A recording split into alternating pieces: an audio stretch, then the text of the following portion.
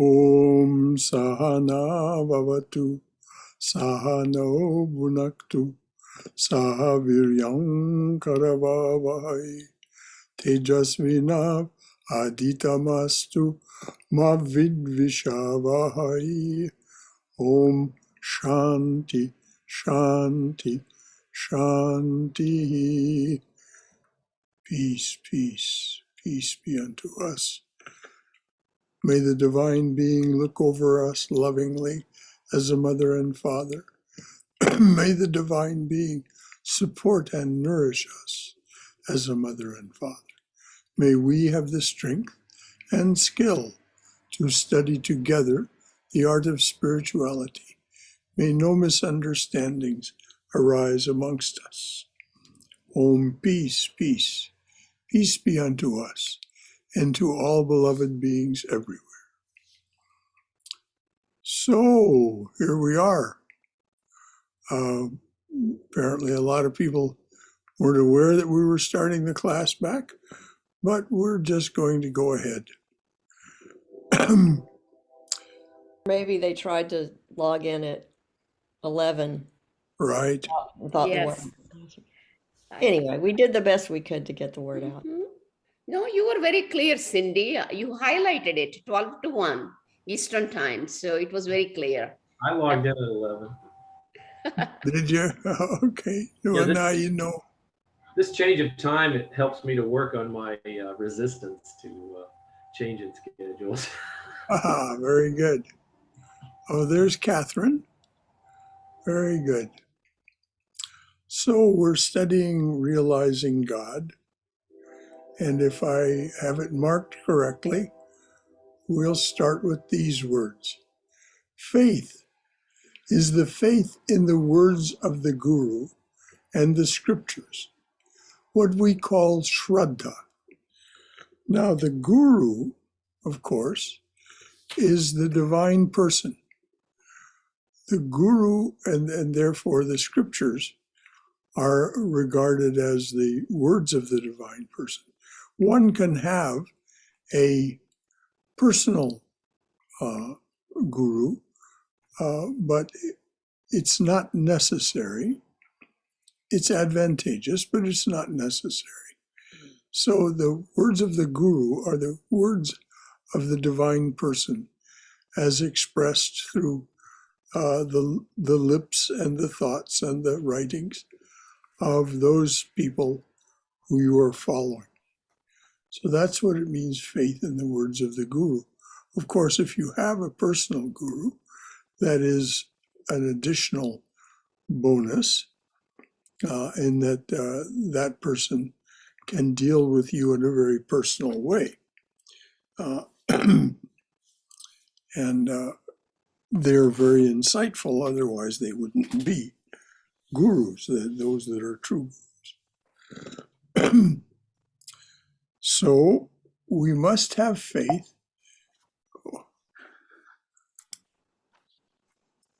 We must have faith that what the scriptures say is true, that God can be attained.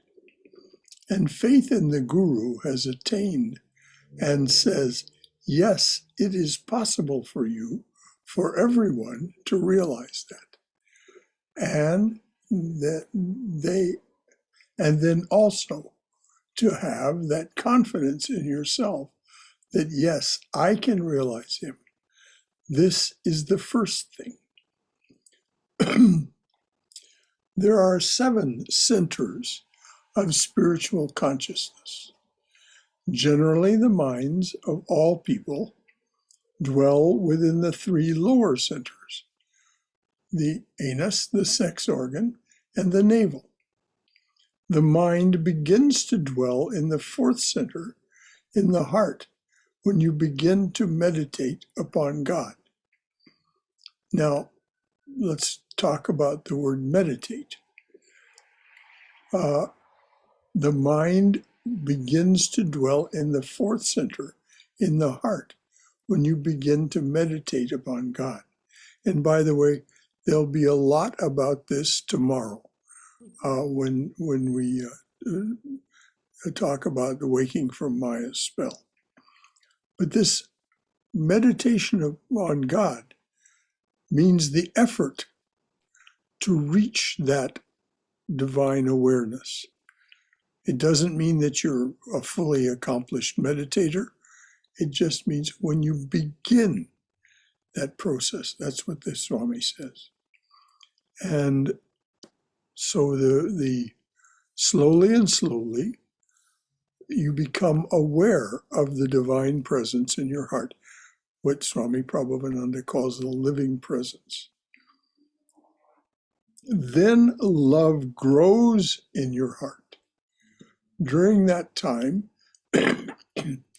you can see a light or something, or you may not. Some people don't see a light, they feel a presence, they hear music. There's lots of different ways of experiencing this.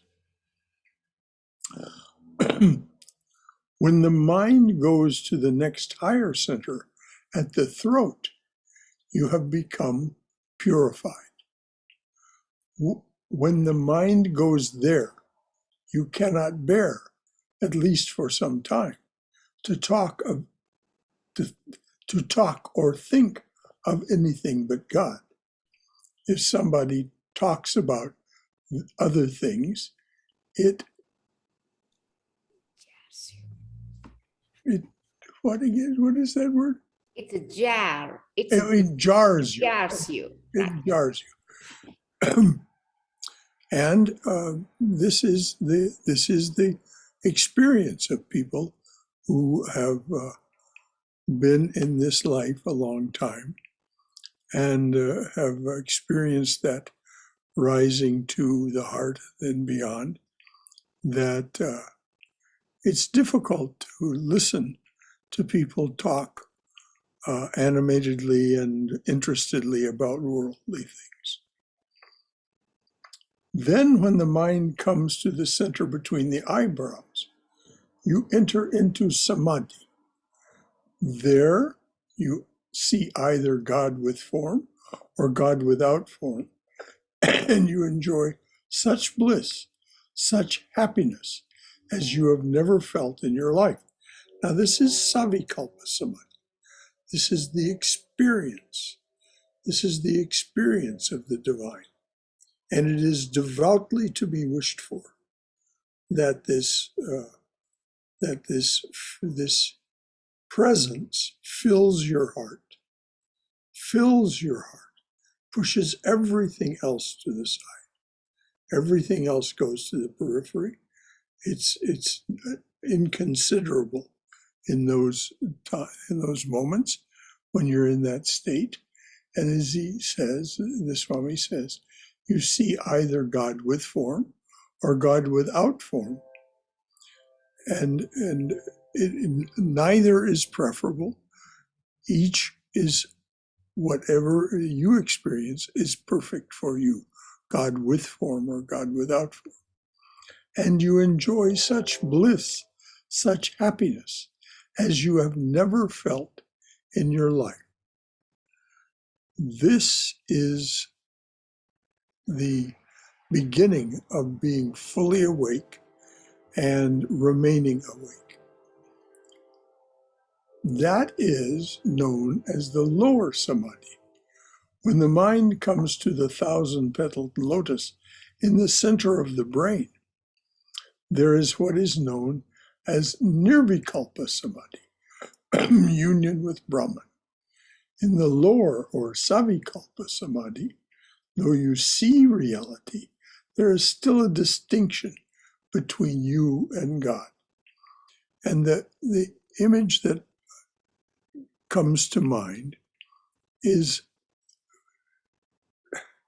just think simply of a pie. That's all that is in your vision, this pie. Somehow you feel that you are part of that. But it's as if a slice has been cut out of the pie, not taken out of the pie, but simply cut so that there is that feeling, just that tiny feeling of separation between the part and the whole. There is still the mind, there is still the experiencer, the experienced, and the experiencing. As I say, it is devoutly to be wished. Never think for a moment that there's anything, though it's called the lower samadhi, it is absolutely, you will be absolutely delighted as that experience comes to you. And then this Nirvikalpa Samadhi, as Patanjali says, that's not something that you do. It's something that happens to you.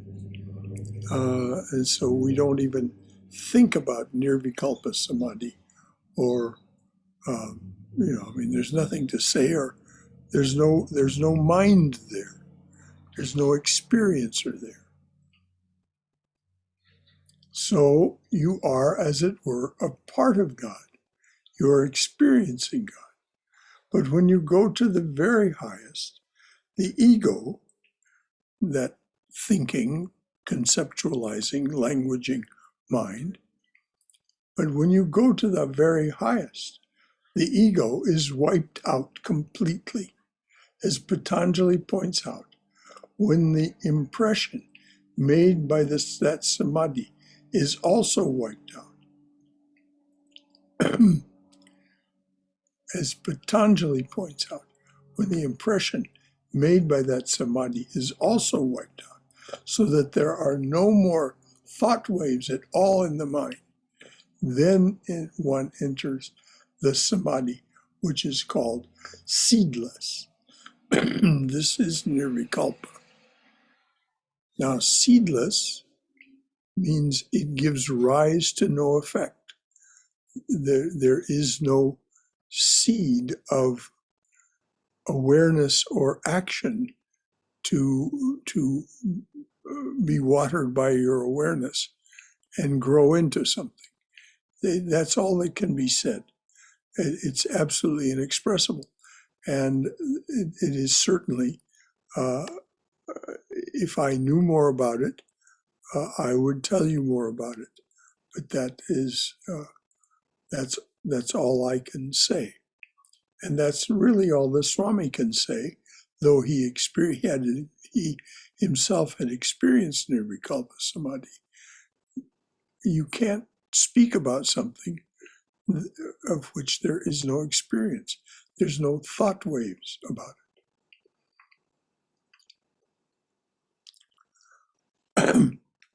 So before we go on, are there any questions or comments?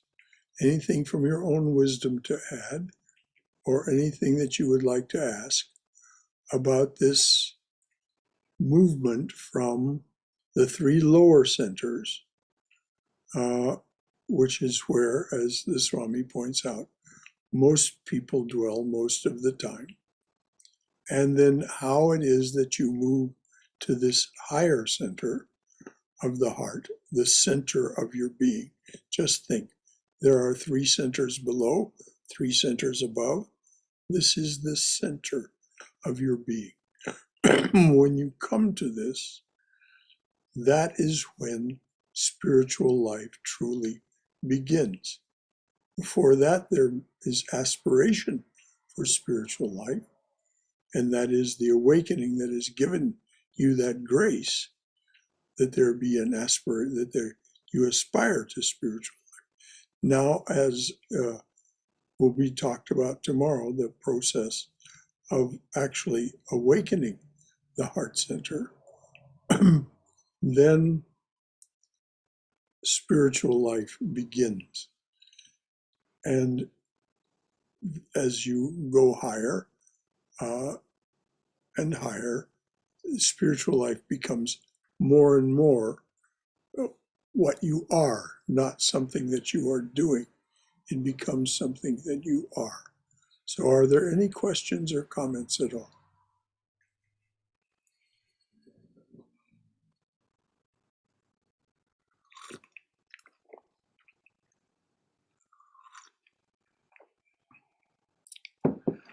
Okay, everybody's clear. Good.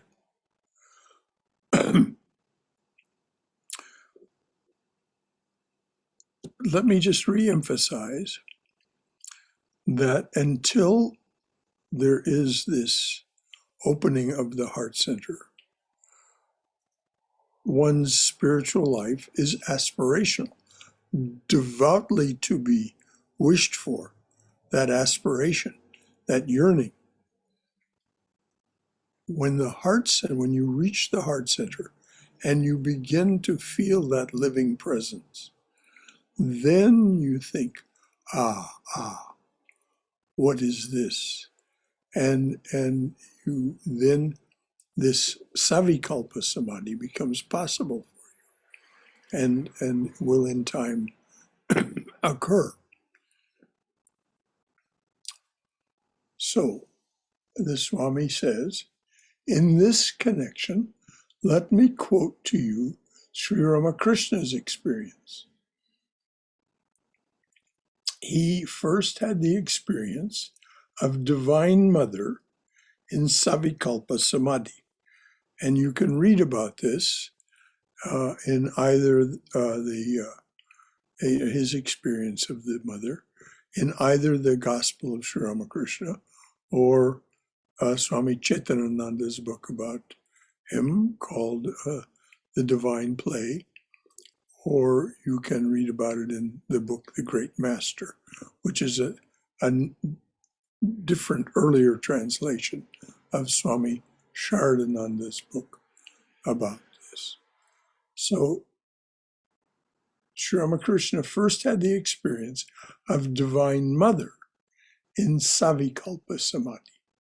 He said, every time I gathered my mind together, I came face to face with the blissful form of Divine Mother. Now, very important words, every time I gathered my mind together. This is what is meant by the practice of contemplation, concentration, and meditation. You are slowly and slowly gathering your mind together so that it becomes a mind of one thought, of one experience, rather than distracted by this and that and the other. That's the natural habit of the mind. But to have these higher experiences, one must gather all the aspects of the mind together. And this is done in this process of contemplation. What is it I want to achieve? Then concentration on the method of achieving it, and then the actual accomplishment of that in meditation. So that's the three-step process. Every time I gathered my mind together, I came face to face with the blissful form of the Divine Mother. However much I tried to free my mind from consciousness of Mother, I did not have the will to go beyond. But at last, collecting all the strength of my will, I cut Mother's form to pieces with the sword of discrimination. And at once my mind became seedless, and I reached Nirvikalpa Samadhi. Now, these are the Master's words. Now, what does it mean to cut the Divine Mother's form to pieces with the sword of discrimination? It means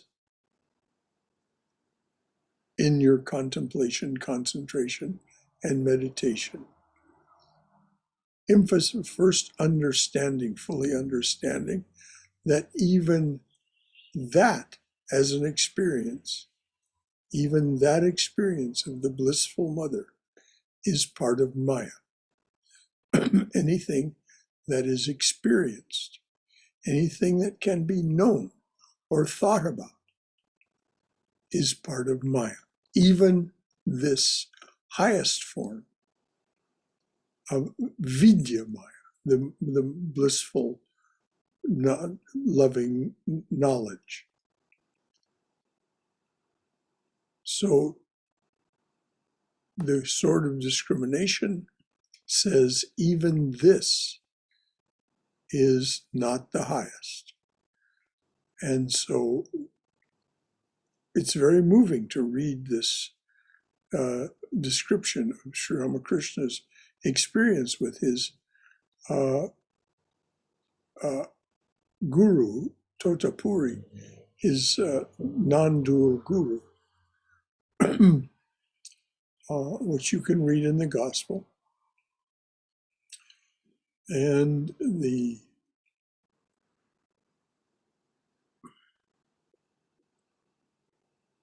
he was having difficulty doing this, being that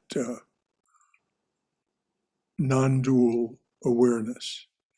And so Totapuri picked up a piece of broken glass and ground it into Sri Ramakrishna's third eye. And he said, concentrate there. And when he did, of course, the form of the mother appeared. And as he said, he then understood that even that was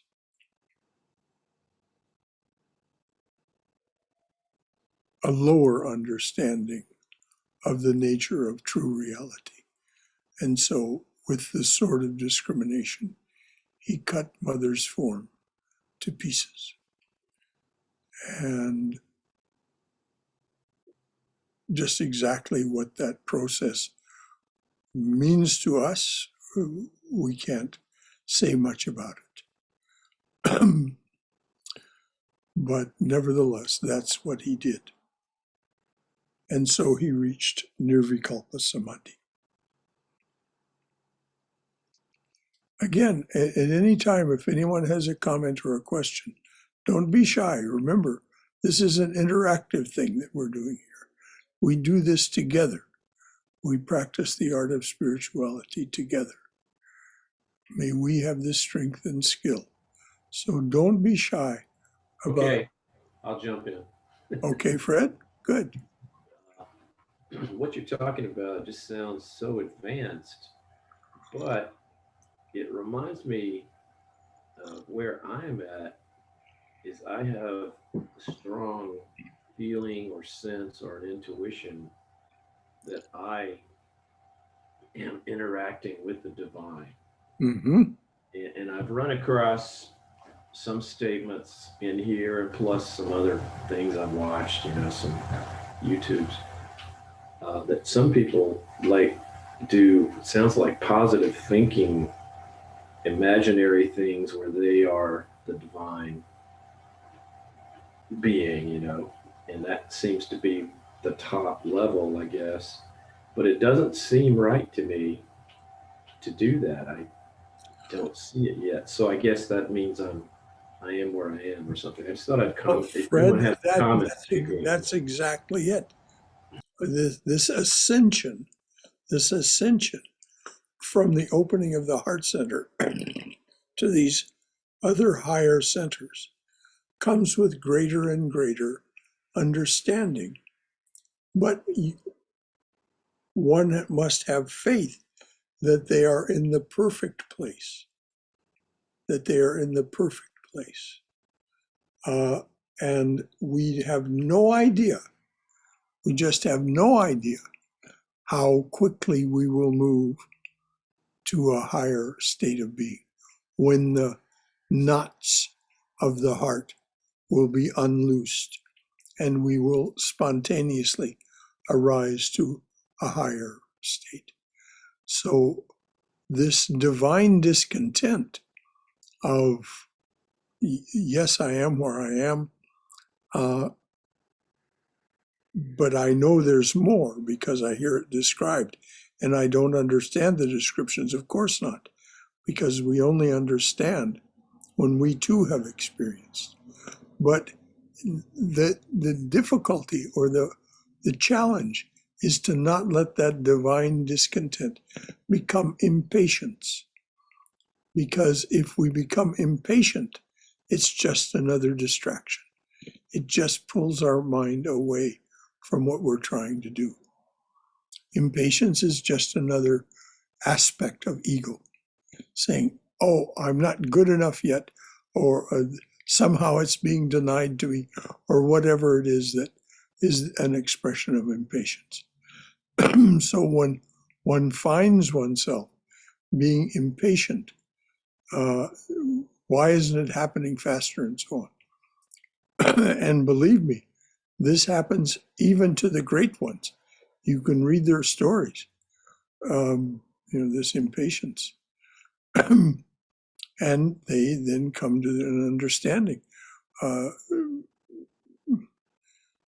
Swami Ritajananda was a disciple of Holy Mother, and she was advising him, and he was complaining and being impatient in this way.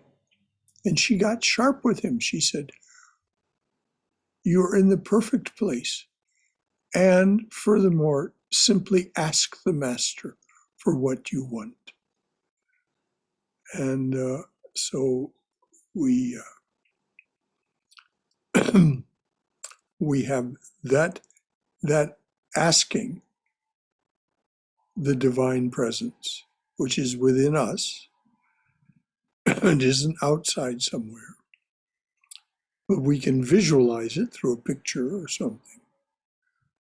We ask, and that is the expression of our divine discontent. But for us to become impatient is just a way to not be present to what is already there. Has that got it, Fred?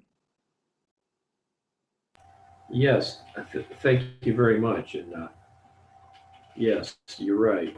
I do have divine impatience, whatever it is. Well, we all do. You called me out, and I don't even talk about it anymore. Not you personally, Fred. I'm not calling you out. I'm just saying this is something we all experience, even the greatest ones.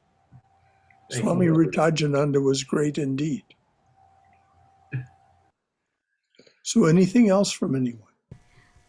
Good morning, Brother Shankara. So good to see you and everybody. Good morning, dear. If we can talk a little bit about gathering the mind, the concentration. Yes, the mantra is a tool that helps when doing meditation to gather the mind around the Ishta. But then there are so many aspects, the Leela of Krishna or the compassion of Christ or the patience of Rama, and it's just so many aspects to the divine during waking hours. How do we, what does it mean to gather the mind? Every time the mind wanders away into one of these trains of thought, even these higher trains of thought that you just spoke of, we just take that and pull it back and return to what it is that we sat to focus on, whether we're sitting in a chair or sitting on a cushion or however we're doing it. What is it that because these are wonderful forms of contemplation, but we can't do them all. Our guru normally gives us instruction on one way of pursuing this depth of concentration. Now, all of these other things that you talked about, these discursive ways of thinking, even though they may be about the highest forms of reality, and you mentioned some beautiful examples, still they're just another way of thinking about it. So we pull our mind back from that to what it is that we wish to focus on. And this is where, in our contemplation, we decide, or has been given to us by our guru, we decide, I want to concentrate on this. I want to concentrate on feeling the living presence in my heart center. I'm speaking now for myself personally. I want to concentrate on that sense of living presence within the heart center and fully experience that. And that experience leads to that Savikalpa Samadhi. It's not a form of discursive thinking. It's a form of being with. And so you return your attention again and again to whatever it is that is at the center of your concentration. But these other high thoughts, they are reinforcements that all this is possible. But they are not the thing itself.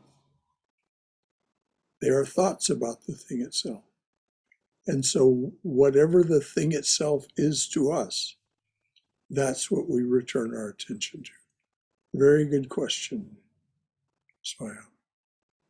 So, That's what's meant by gathering the mind. so when we don't know what that living presence feels like because we have not experienced it, is it okay just to just say I want that living presence? Absolutely it is. It is not only okay, it is very auspicious. I want to feel that living presence. And the thing about it is, Swayam, is we have all felt that living presence. We have all felt it, but it just comes and goes because we haven't learned to hold on to it yet. And it is a process. It is a process. And it isn't as if you're saying neti neti to these other high thoughts that you mentioned. You're simply identifying them as other examples of the truth that you are seeking.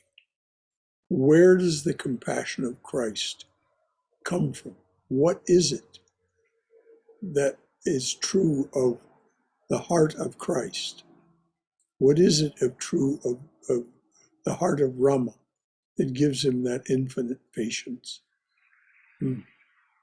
So it is so you keep returning to, what is it that I find within me? And yes, it will be sometimes frustrating, and this is why we must not give way to impatience. We must remind ourselves and the divine, I'm waiting. I'm waiting in expectation. The instructions of Swami Prabhavananda for meditation are, first, the divine presence, the chosen ideal, is you yourself, no different. Learn to feel that living presence.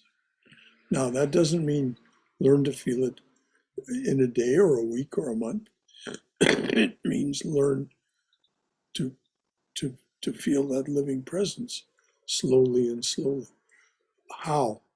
These are his three further instructions. Patience. Not impatience, but patience. Patience that it will happen. Patience that I am overcoming eons of mental impressions, mental and physical and perceptual impressions. I'm overcoming all of that to focus on that which is the root source of all this. So patience. Next instruction, perseverance. It can't be done in a day, it can't be done in a week or a month or a year. We must persevere and persevere. The wonderful aspect of that is that things will improve. Things will get better. We mainly notice that by looking back a little. How was I last year? and now things are better. And then the fourth instruction is what Swami replaces impatience with: expectation. Just live in the expectation that it will happen for you, that your aspiration will be fulfilled, that your prayer will be answered. Does that get it, Swayam, or is there more? Thank you, Brother Shankara. That definitely answers it. Good. Anything else from anyone? All right.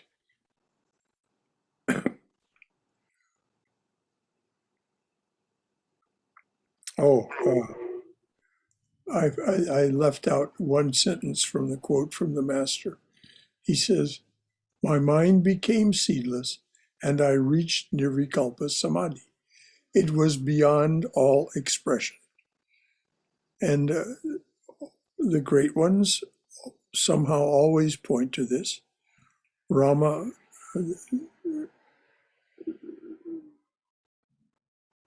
talked to Lakshmana about it. I don't remember the words right now. Christ said, "This is the peace that passeth all understanding." In other words, it can't be talked about or thought about. It's because there's no thinker or no experiencer there.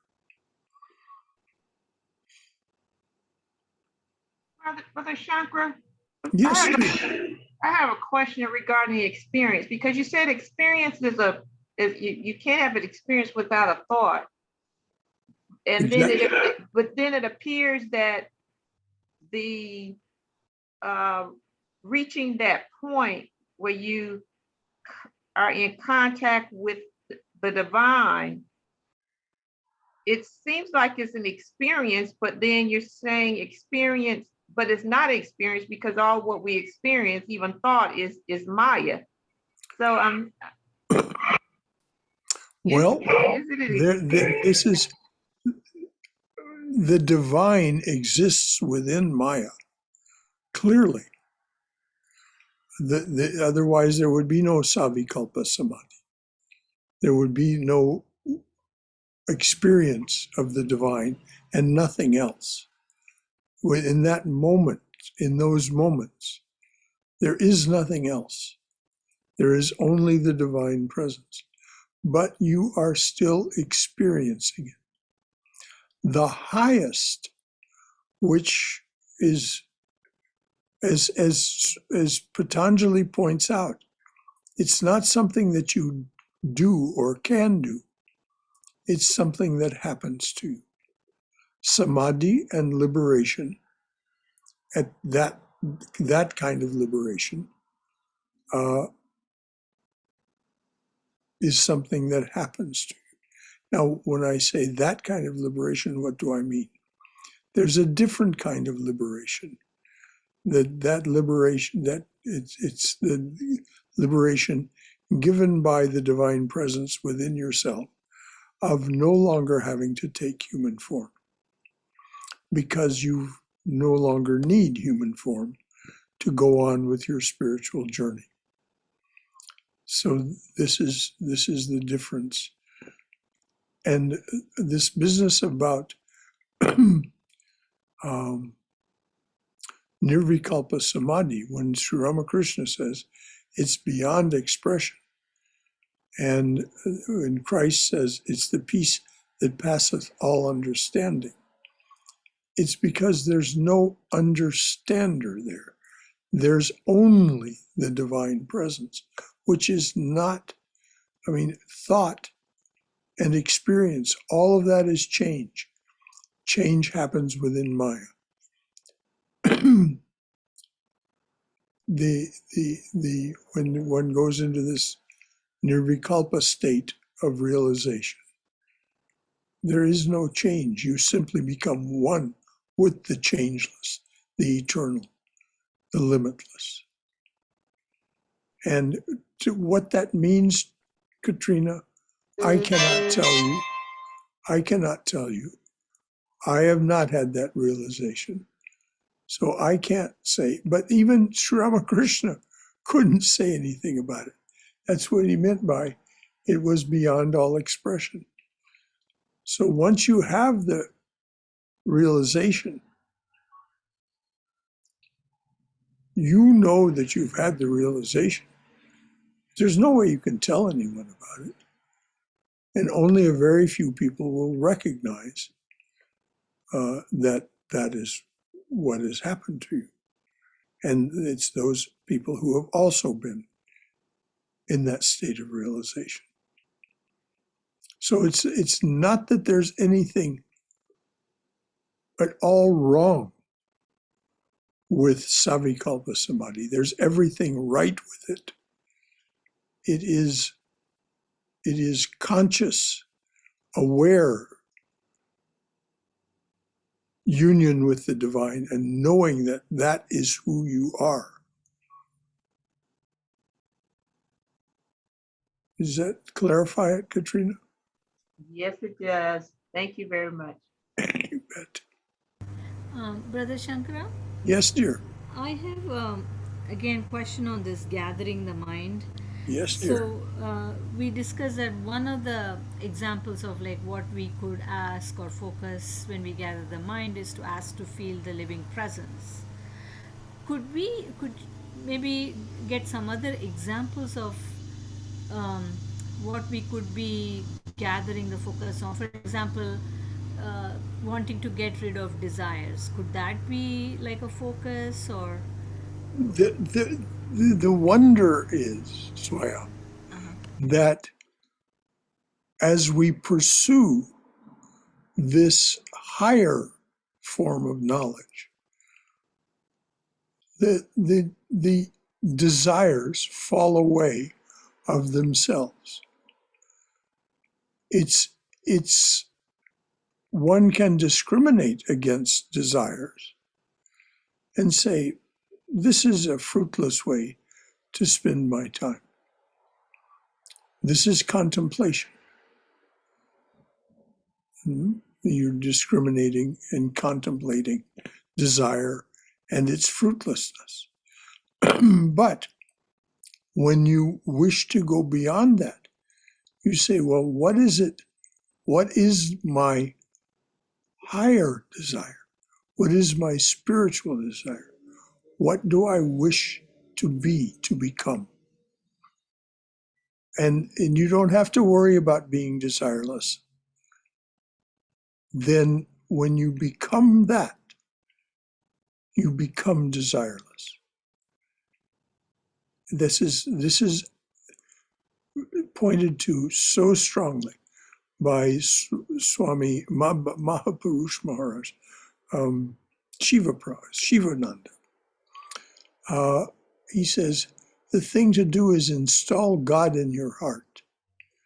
And then all of the virtues come to you, desirelessness being one. They automatically come to you. So the higher we focus, the less we have to be combating these particular things. Now, do we have to combat them at some times? Yes, we do. In our waking awareness, something will arise, and we have to just say, as Christ said in his wonderful short teaching, I'm going to be a passerby. I could stop. I could involve myself with this. I could enjoy it, but I'm not going to. Or you make the conscious decision, all right, I've been invited to dinner at this fine restaurant. I will go. I will enjoy it. But I will not be attached to the idea, oh, I have to come back here. I have to do this again. Again, you are a passerby. You have the experience of that joy that someone wants to share with you in the form of food and companionship. Nothing wrong. The difficulty is in attachment and aversion. I mustn't do that. No, it's not a question of I mustn't do that. It's just that doing that is a waste of time. When the minute we go mustn't, our mind will react. Well, why not? And I mean, that's the attitude it takes. Well, give me a good reason why not. And of course, all of our spiritual good reasons don't make one whit of difference to that thinking mind. So we just have to discriminate. It isn't that I mustn't do it. It's just that I know its futility. And so in doing those exercises, slowly and slowly the mind is collected because it is no longer drawn to or pushed away from this, that, and the other thing. It is content in itself. I strongly suggest reading chapters 5 and 6 of the Gita and reading them again and see what Krishna says about what it means to be content to, as he puts it, obey the Atman. By that, it doesn't mean obey like there'll be a lash if you don't. No, that's not it. It's that you want to do that. And these gentle urgings of the Atman are exactly what Swami Shivananda was pointing to. If we listen to those gentle urgings of the Atman, we won't be drawn to those things that distract us. Very, very good. I was thinking sometimes that intense dislike is also a kind of perverse form of attachment. You know, Oh, we like yes, to it dislike certainly is. Yes. As a matter of fact, it's more dangerous than most forms of attachment because it gets such a hold on us. You know, this is why Krishna says in the Gita, you do not either love or hate any of the actions of the gunas. Mhm. Certainly, we will be temperamentally. We won't want to do that which causes us pain. But pain is different than discomfort. We have to experience some discomfort in the beginning to discipline ourselves to do what is required to make progress. Not because we must, but because we want to. It's like someone who wants to become a tennis champion or a chess champion. It's hard work, darned hard work. But if they persist over years, they succeed. And it's amazing to watch them at work, these capabilities of the mind and the body. Anything else from anyone? This is beautiful. This is exactly the kind of conversations that would occur in the Swami's classes about these topics.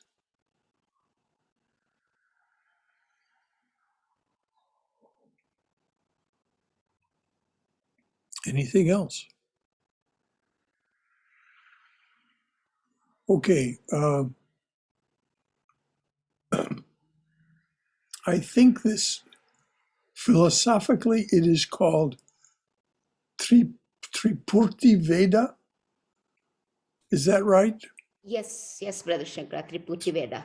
Okay. That's right. Philosophically, it is called Tripurti Veda, the untying of the three knots of knowledge, subject, object, and the process of knowledge. So this is what we were talking about, Swayam. The untying of the three knots of knowledge, subject, object, and the process of knowledge. Returning our attention again and again to that which we aspire to. You see, in all our knowledge, there is I, ego experiencing something, and there is the process of knowledge. But when these three knots are untied, there is the unitary consciousness, in which the consciousness of subject and object is dissolved away. The infinite unitary consciousness alone remains. Then one knows the bliss of nirvana while still living on earth. Nirvikalpa Samadhi. Now that's the best description that we can think of what it means to be in the state of Nirvikalpa Samadhi. There is no knowledge in that sense, no subject, no object. They're dissolved away. And the process of knowledge, of course, is experiencer, experienced, and experiencer. The infinite unitary consciousness alone remains. Then one knows the bliss of nirvana while still living on earth. Nirvikalpa Samadhi has been described by Shankara as follows. There is a continuous consciousness of the unity of Atman and Brahman. That, in other words, the individual awareness that we, for the sake of convenience, call Atman, and the limitless, eternal, changeless Brahman. A consciousness of the unity of those two. There is no longer any identification of the Atman with its coverings. And we must remember that in the Gita, Sri Krishna says, the Atman has these coverings because it wants them.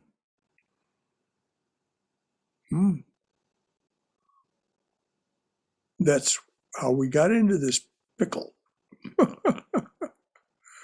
This desire for duality. This desire for Maya. So there is no longer any identification of the Atman with its coverings.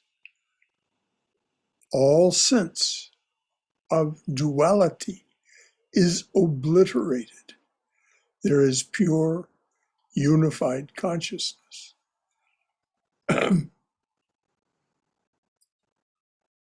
The man who is well established in this consciousness is said to be illumined.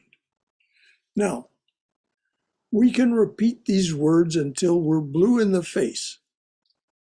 We can repeat these words to ourselves and to one another until we're blue in the face. And it will not mean anything to us. We must go there little by little, according to the 6 steps of yoga. That's Patanjali's formulation, or the way that Krishna talks about it in the Gita, or the way your guru has given it to you. We do these first 6 steps, which are a kind of self-effort, a kind of self-discipline. And then Patanjali says, something happens to us.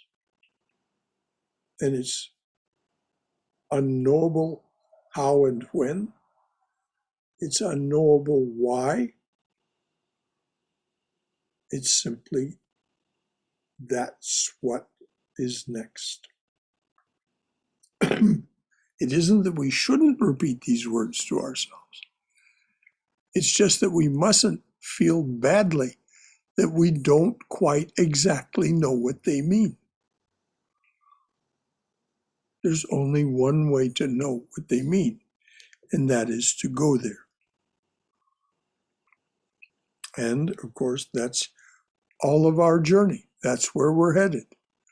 All of us who have this aspiration, if we stick with it, it will happen. This is the promise of every one of the great teachers. Christ said, "Seek ye first the kingdom of God, and all else shall be added unto you." Now, what's the kingdom of God? He said of himself, "I am the vine, ye are the branches." That's not the kingdom of God. The kingdom of God is that in which the vine is rooted, which is just summarized as God the Father.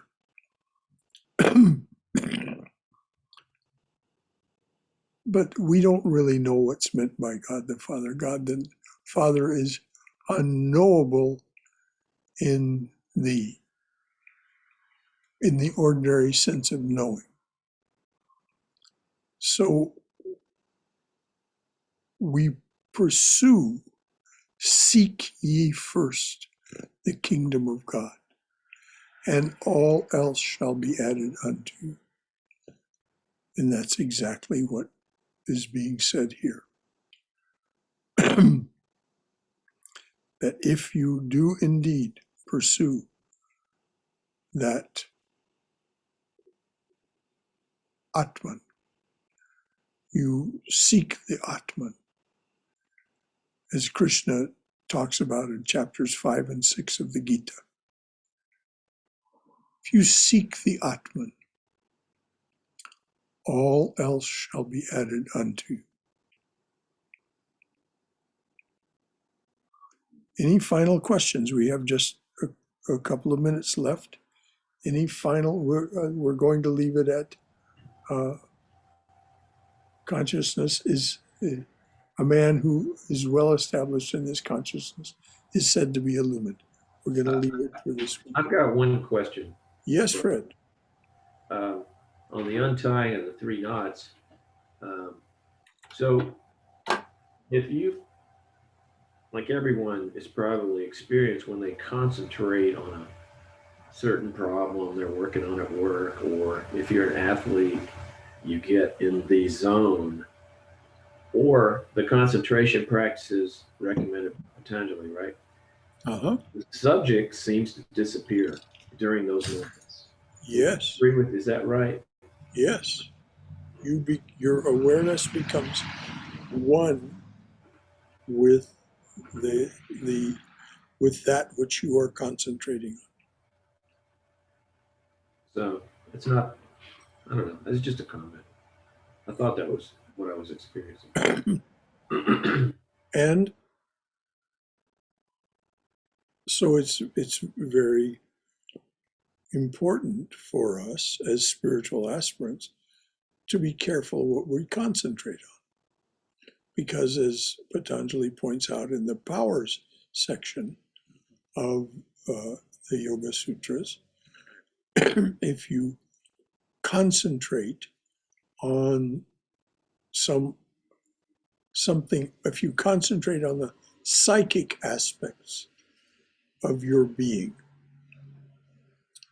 you may take a detour by being drawn into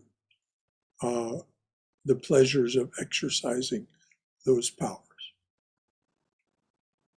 So this is why it's auspicious for us to stick to the spiritual aspects and not spend our time concentrating on the psychic aspects. that is trying to make things happen. Spiritual life is not about making things happen. A very wonderful Swami named Arupeshananda, who I'd known since he was literally knee-high. In those days, he was known as Lalchand, full moon.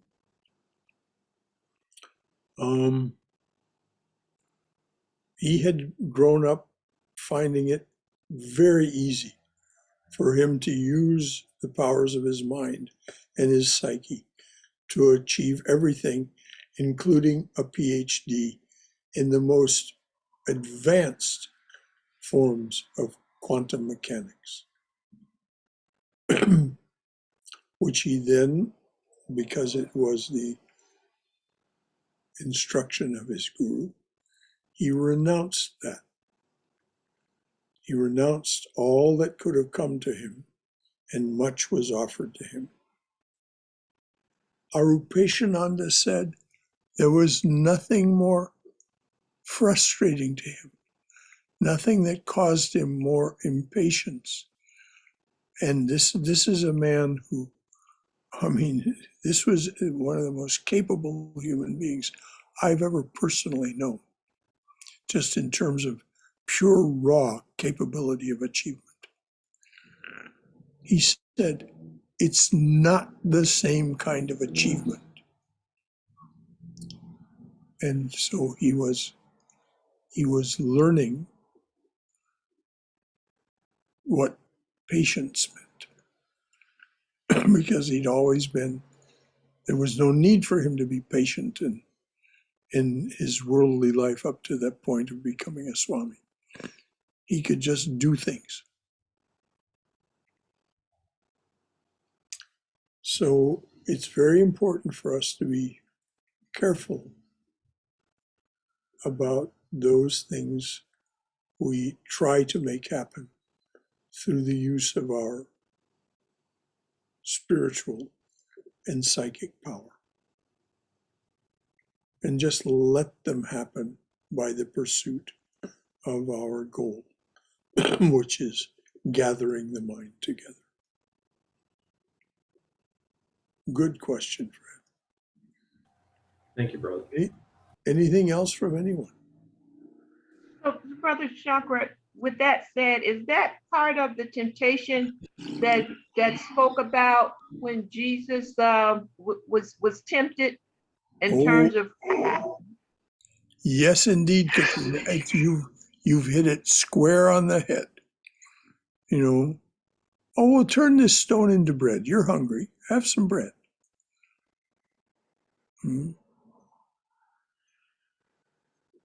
Man does not live by bread alone. Oh, jump from the tower. You know the angels will catch you. They'll never let you hurt yourself. You know, all of that is within your power. Thou shalt not tempt the Lord thy God. So yes, you've hit the nail right on the head, Katrina.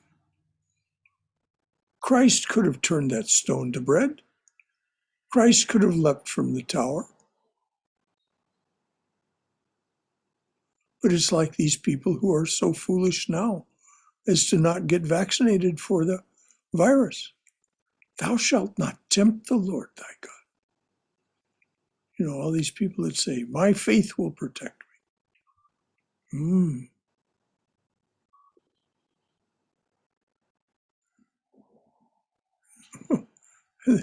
There's this joke that's been going around the internet. It started out as a virus and ended up as an IQ test. That's a good one. Yes, it is a good one. So anything else from anyone? Yes, Brother Shankara, just to sort of recap the stick with itness of the spiritual path, that include constant practice of yama, niyama, concentration, contemplation, meditation, sadhana, satsang, keeping company of the holy. Would that include all of that as sticking with it? But but don't feel like it's a heavy burden. It's not. It's just focus on what is that you want, and these other things develop of themselves. Swami Prabhavananda used to say, you're here in the West.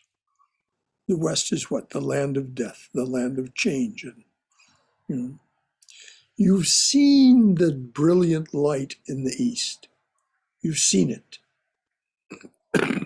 Just go toward that light. Just start walking toward that light. And all of the things that have encumbered you, you will spontaneously and automatically leave them behind. So it's what Christ meant when he said, "Come to me, all ye who are heavy laden. My yoke is easy, my burden is light." And what he meant was, just follow my simple instructions, and all else shall be added unto you. So we mustn't, I say mustn't, it's not a question of mustn't. It's just, it's not useful to us to focus on all the things that we must do. Those things will arise in and of themselves. And there'll be difficulties from time to time, no doubt about it. Sticking places where the mind doesn't want to yield. What do? You just push on toward what you want. Not argue with the mind, not fight with it. Resist not evil. Just focus on what you want. No, I don't want an argument with my mind.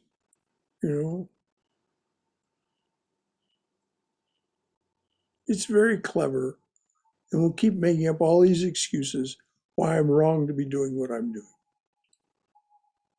No, just do what you're doing. And as Sri Ramakrishna says, ultimately the mind becomes like a shy child.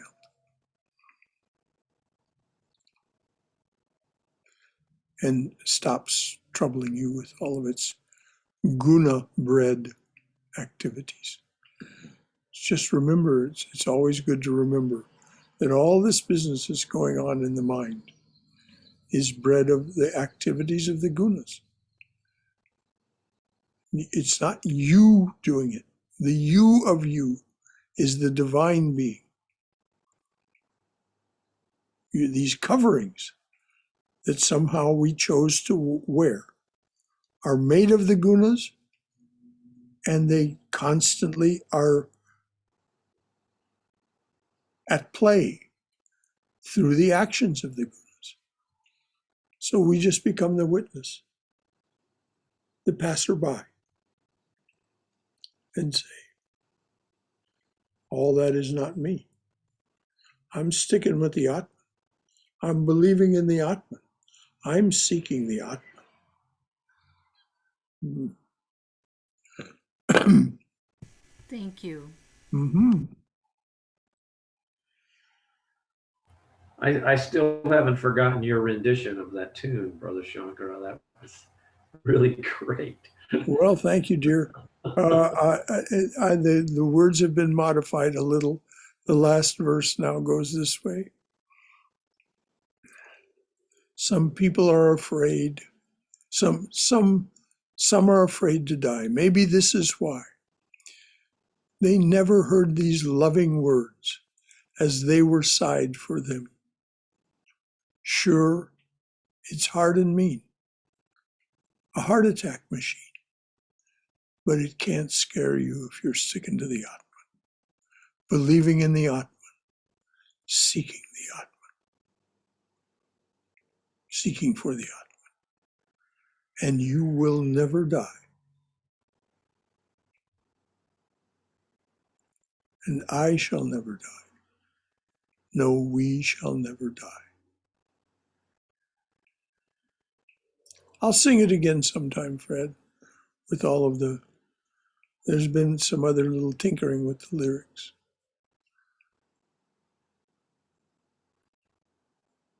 Anybody else, anything? Well, it's been a joy to be with you again. Just a few words about what happened in August. My health condition actually somewhat degraded in August. And I just had a heart catheterization to determine the condition of the heart arteries. Thank God they're flowing wide open. These are the arteries that were grafted in 2015. They're flowing wide open. So I have an appointment with the cardiologist that will take the next steps. And the appointment is this Thursday, this coming Thursday, that quickly. And so sometime, perhaps even as early as later this month, I'll be out of commission for a while. I'll go to the hospital for a kind of open heart surgery. That's the probability.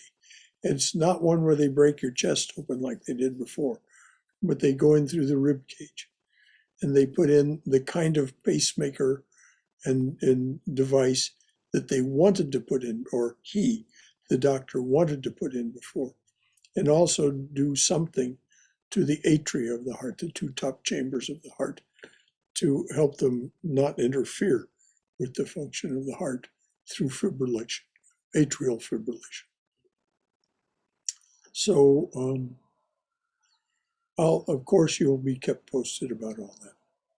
But it was very good news that I received about when they did the catheterization, that there's no impediment whatsoever to going ahead with these next very positive steps. That is good to hear, Brother Shankara. In the Relieved. meantime, I'm taking a ton of medications to try to stabilize things. So,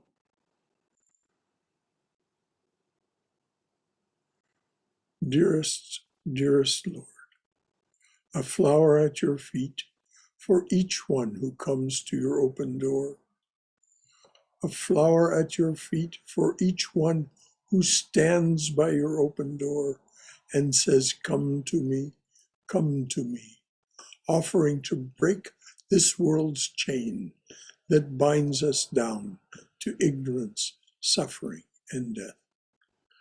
A flower at your feet for each one who takes the path that you have struck through this your jungle world. Om, Amen. Shanti, Shanti, Shanti. Peace, peace. Peace be unto us and to all beloved beings everywhere. So until tomorrow morning at 11 o'clock, waking from Maya's spell, and we'll be off and running in that direction, which is the same direction. Thank you, Brother Shankara. Great seeing you. everybody and you. Good, everyone. great seeing Thank you. you. Yes, indeed. Bye. All right, dearest ones, I'm gonna sign off until tomorrow morning.